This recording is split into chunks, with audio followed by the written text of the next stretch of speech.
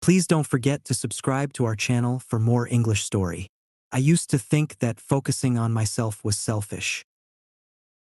Life always seemed to revolve around other people, their needs, their expectations, their judgments.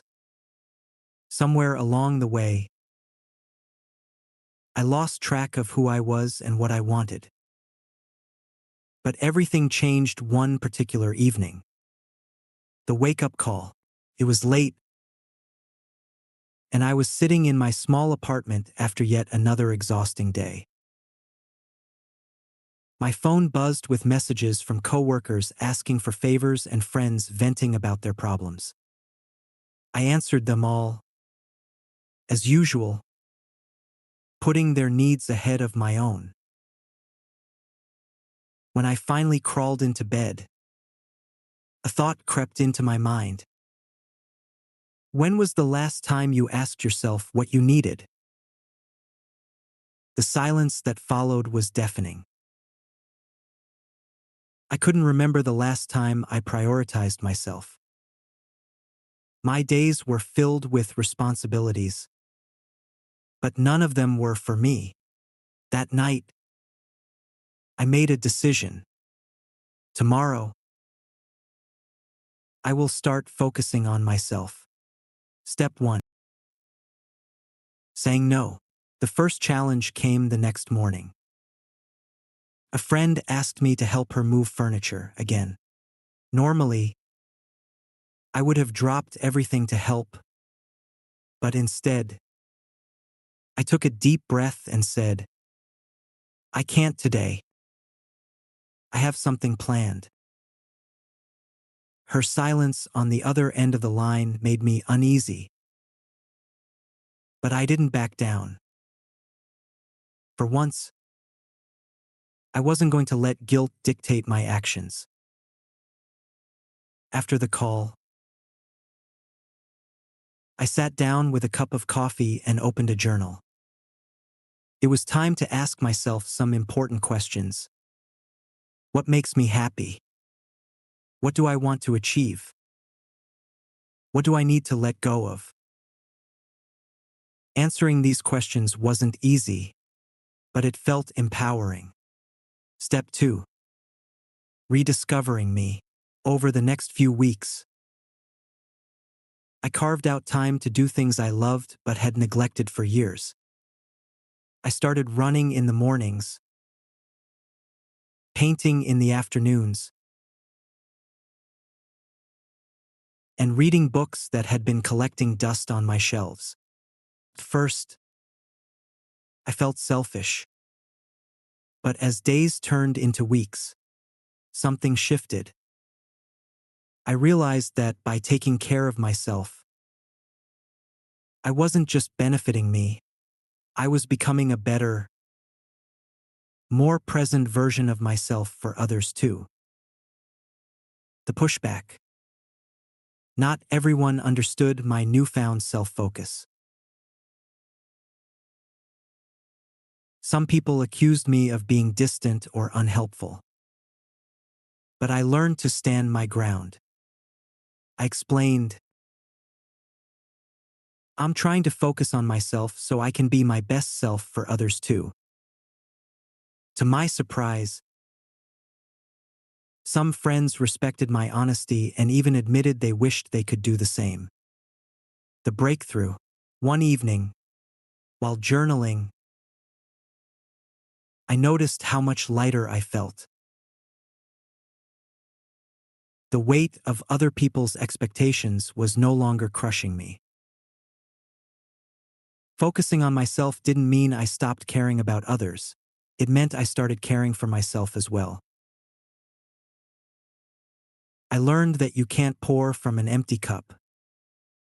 An invitation for you, if you're feeling overwhelmed. Ask yourself this: when was the last time you truly focused on yourself? It's not selfish to take care of your needs. It's necessary. Because when you focus on yourself, you create a stronger, happier, and more authentic version of you, one that can give to others without losing yourself in the process. Take a step back. Breathe. Focus on you. You're worth it. Focusing on myself wasn't a switch I flipped overnight. It was a process, full of small victories and occasional setbacks. But as time passed, I began to notice the profound changes it brought to my life. Rebuilding my boundaries. One of the hardest lessons I learned was that not everyone would support my decision to prioritize myself. Some people thrived on my constant availability. When I started setting boundaries, they pushed back. There was a colleague who always relied on me to finish her work at the last minute. When I started saying, "I'm sorry, I can't help this time," her tone changed. The friendship we had seemed transactional, and it hurt to realize that. But for every person who fell away, others came closer. My genuine friends and loved ones respected my boundaries. One friend even told me,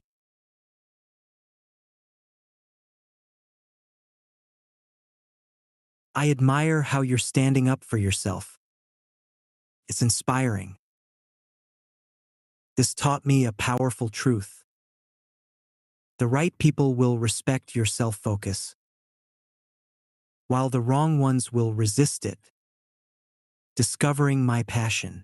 With the newfound time and energy, I started exploring things that had always intrigued me but seemed impractical. One weekend, I signed up for a local pottery class. My hands felt awkward shaping the clay, but I loved the messiness of it, the way it forced me to be present in the moment.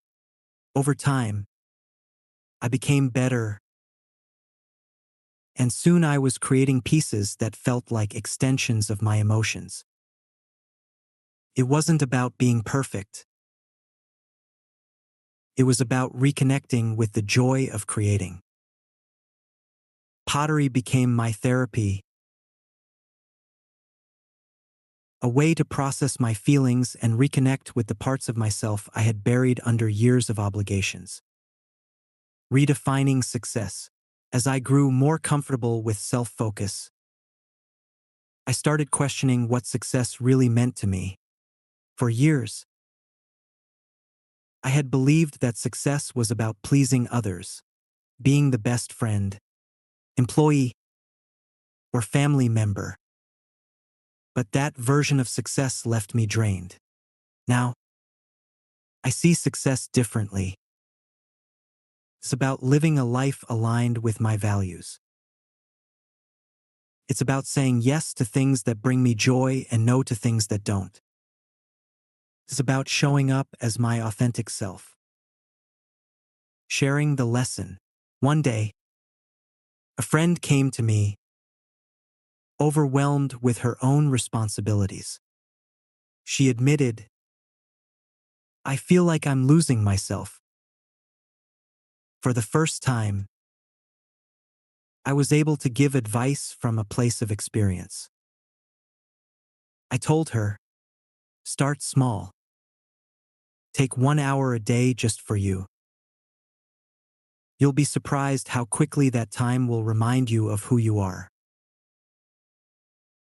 Watching her slowly transform reminded me how powerful self-focus can be, not just for yourself but for those around you. The realization. Months into my journey, I realized something profound.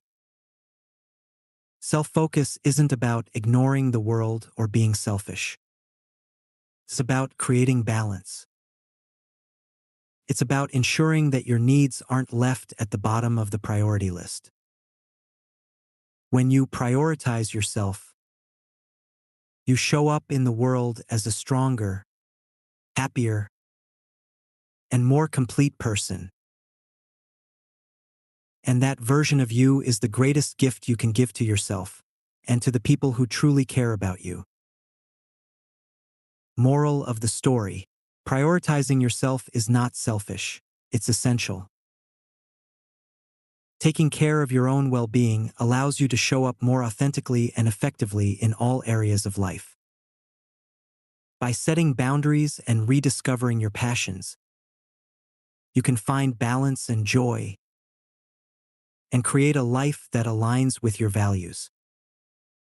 Self-focus helps you become the best version of yourself, not just for you but for those who truly matter.